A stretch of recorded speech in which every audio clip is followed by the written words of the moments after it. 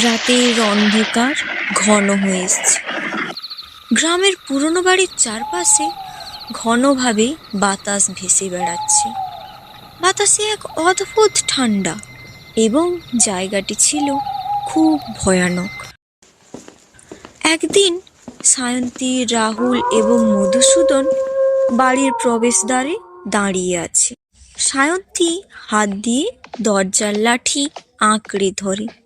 তার চোখে কৌতূহল আর আতঙ্কের মিশ্রণ। তুমি কি নিশ্চিত এখানে আসাটা ঠিক? চারপাশে অন্ধকার আর কুয়াশা, কেবল বাতাসের শব্দই শোনা যাচ্ছে। কিছু না বললেও আমি নিজেই ভয় পাচ্ছি।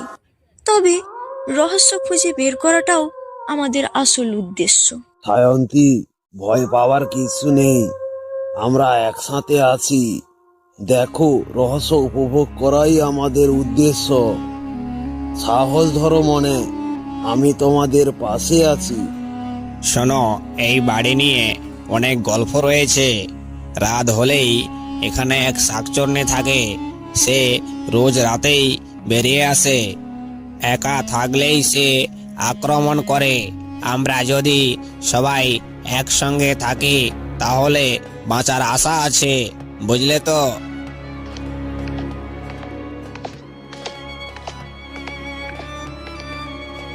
দেখো, ওখানে কি একটা কেবল ছায়া, নাকি কে দাঁড়িয়ে আছে? আমার তো অন্য কিছু মনে হচ্ছে।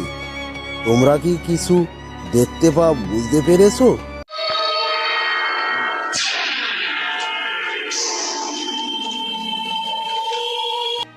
না, এটা ছায়া নয়, ওর চোখে লাল আলো। রাহুল, মধুসূদন, ওই দাঁড়িয়ে আছে ওই শাকচুন্নি। ঠিক বলেছ, আমাদের একসাথে সবাইকে থাকতে হবে, তা না হলে বাঁচা অসম্ভব হয়ে পড়বে। ধরে রাখো সবাইকে, একে অপরের সঙ্গে থাকো। একদমই ভুল করা চলবে না। এখানে সবাইকে খুব সচেতন ভাবে থাকতে হবে। শাকচুন্নি ধীরে ধীরে ঘরের দিকে এগোচ্ছে। তার মুখে অর্ধেক ধুলো আর অর্ধেক অন্ধকারে ঢাকা। হঠাৎ তার ফিসফিসানো কণ্ঠে বলে উঠল, কেন কেন তোমরা এসেছো এখানে? এই গভীর রাতে কেউ তোমাদের সাহায্য করবে না। সায়ন্তী, আমরা দরজা দিয়ে বের হওয়ার চেষ্টা করি।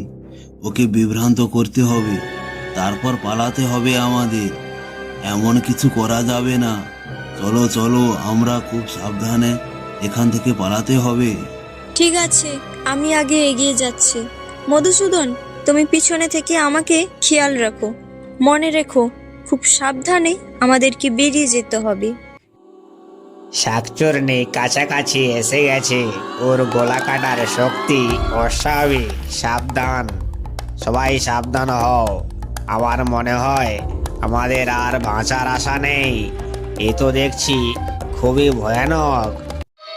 শাকচুন্নি হঠাৎ অদৃশ্য হয়ে যায়, কিন্তু তার ফিসফিসানো শব্দ এখনো ঘরের কোণ থেকে বলে, তোমরা আমাকে দেখতে পাচ্ছ না, কিন্তু আমি তোমাদের পাশেই আছি।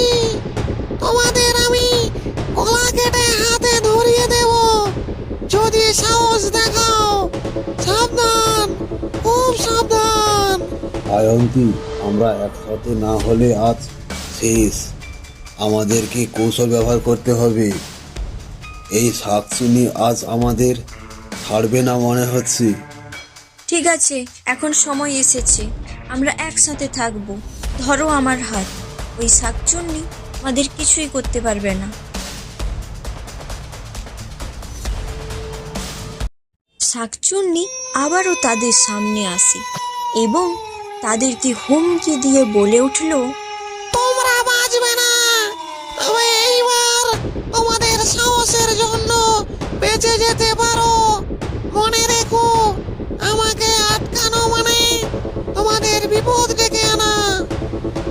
এইবার আমরা তোমাকে আটকাবো। আমরা কেউ ভিন্ন পথে যাব না। দেখি তুমি পালিয়ে কিভাবে বাঁচতে পারো। আমরাও তোমায় ছেড়ে কথা বলবো না। এইবার আমাদের শেষ চেষ্টা, আজ তোমাকে দেখেই ছাড়বো।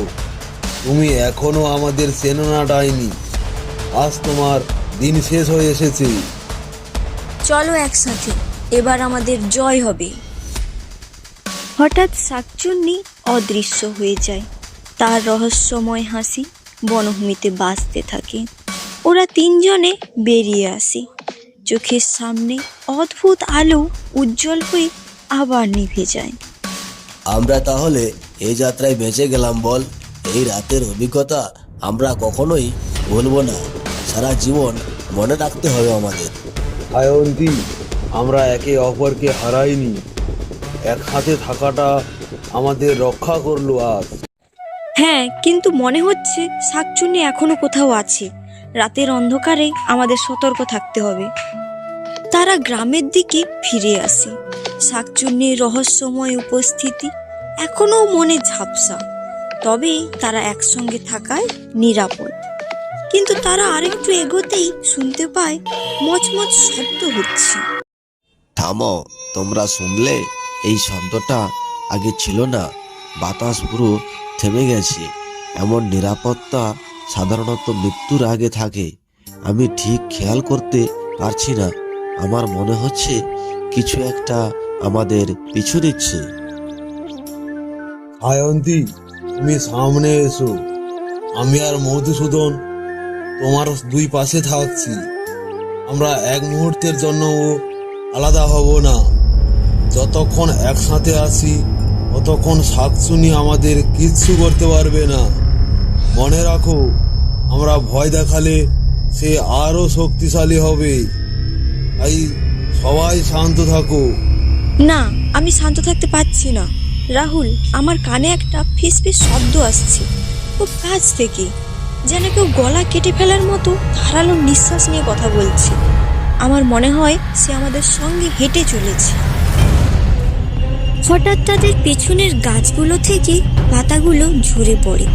তিনজন পিছন ফিরে তাকায়।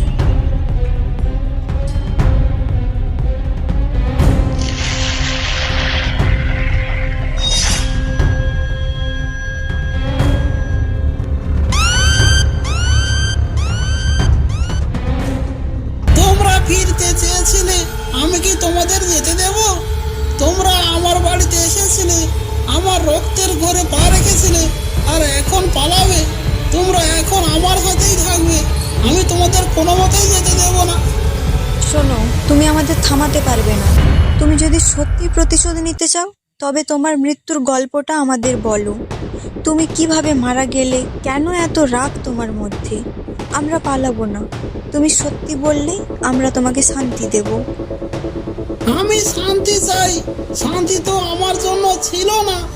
আমি মরেছিলাম প্রতারণার জন্য। আমার সন্তানকে বাঁচাতে গিয়ে আমার গলা কাটা হয়েছিল। আমি এখনো তাদের গলার চিৎকার শুনি। আমার রক্ত সেই মাটিতে এখনো শুকিয়ে আছে যেখানে তোমরা দাঁড়িয়েছিলে। আমি কিভাবে শান্তি পাবো বলো? আমি সবাইকে মেরে তবেই যা শান্তি পাবো। আমরা বুঝতে পেরেছি তুমি অনেক কষ্ট পেয়েছো, কিন্তু আমরা তোমার মতো নিষ্পাপ নয়, আবার অপরাধীও নয়। আমরা তোমাকে বোঝার চেষ্টা করেছি। তুমি যদি আমাদের উপর হামলা করো তাহলে তোমার কষ্ট আরও বাড়বে। তুমি যদি সত্যি মুক্তি চাও তবে আমাদের সাহায্য করতে হবে। আমরা তোমার সন্তানদের দেহ খুঁজে এনে দিতে পারি, তোমার প্রতিশোধ সম্পূর্ণ করে দিতে পারি আমরা। তোমরা কি পারবে? আমার সন্তানদের কবর এই জঙ্গলের ভেতরে কেউ খুঁজে পায়নি। আমি ওদের ডাক শুনি প্রতিদিন। তোমরা যদি ওদের শান্তি দিতে পারো তবে আমি তোমাদের আঘাত করব না। কিন্তু সাবধান, এই কাজ মোটেও সহজ নয়। আমরা পারবো। এইবার তুমি পথ দেখাও। তুমি আমাদের ওপর আক্রমণ করো না। আমরা তোমার প্রতিশোধ শেষ করে দেব। তোমার সন্তানদের আত্মাও মুক্তি পাবে। এরপর শাকচুন্নি সামনে যেতে থাকে। তারা তিনজন তাকে অনুসরণ করতে থাকে। তারা গভীর জঙ্গলের এক পুরনো ভাঙা গাছের নিচে পৌঁছায়। এখানেই ওদের কবর। কেউ জানতো না আমাকে বাঁচাতে গিয়ে ওরা ওইখানেই লুকিয়ে পড়েছিল। কিন্তু আমি যখন ফিরে আসি ওরা আর বেঁচে নেই। এই মাটির নিচে এখনো ওদের কান্না শুনি আমি প্রতিদিন, কিন্তু এই কষ্ট আমি আর সহ্য করতে পারছি না। সায়ন্তী, রাহুল, চলো আমরা একসঙ্গে মাটি খুঁড়ে দেখি। শাকচুর্নি যখন বলেছে এখানেই আছে, এখানেই আমাদেরকে খুঁড়ে দেখতে হবে। আমাদের ভয় পেলে চলবে না। শাকচুর্নি ছেলেকে আমাদের আত্মার শান্তি দিতে হবে।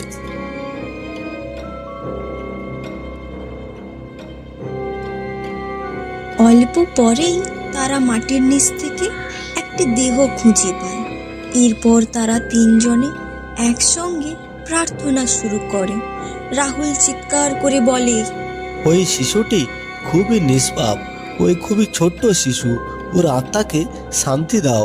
শাকচুর্নি, এখন থেকে তুমিও শান্তি পাবে, তোমার আত্মাও শান্তি হয়ে থাকবে। এখন থেকে তুমি বিদায় নাও, আমাদেরকে শান্তিভাবে যেতে দাও। ধন্যবাদ, ধন্যবাদ, তোমরা আমার ছেলেকে মুক্তি দিলে। এখন আমি যেতে পারি। রাতের অন্ধকার নয়, এখন আমি আমার আলোর জগতে ফিরছি। ধন্যবাদ, তোমাদের সবাইকে ধন্যবাদ জানাই। এই বলে শাকচুন্নি নীল আকাশের মাঝখানে মিশে যায়। হ্যালো আমার ছোট্টখাট্ট কার্টুন প্রিয়সী বন্ধুরা, এই গল্পটি আমরা এখানেই শেষ করছি। তোমাদের এই গল্প কেমন লাগলো সেটা কমেন্ট করে জানিয়ে দিও। আর এই পরবর্তী ভিডিও কেমন ধরনের চাই সেটাও একটু কমেন্ট করে জানিয়ে দিও। আমাদের নতুন ভিডিও খুব তাড়াতাড়ি চ্যানেলে আসতে চলেছে। ততক্ষণ তোমরা এসএমবি কার্টুনের সঙ্গে থাকো, পাশে থেকো। আর যদি নতুন হয়ে থাকো তাহলে চ্যানেলটিতে সাবস্ক্রাইব করে দিও। আর যদি পুরনো হয়ে থাকো তাহলে ভিডিওটিকে লাইক, কমেন্ট এবং বন্ধুদের মাঝে শেয়ার করে দিও যারা এখনও আমাদের ভিডিও দেখেনি। ধন্যবাদ। আমরা খুব তাড়াতাড়ি আসতে চলেছি।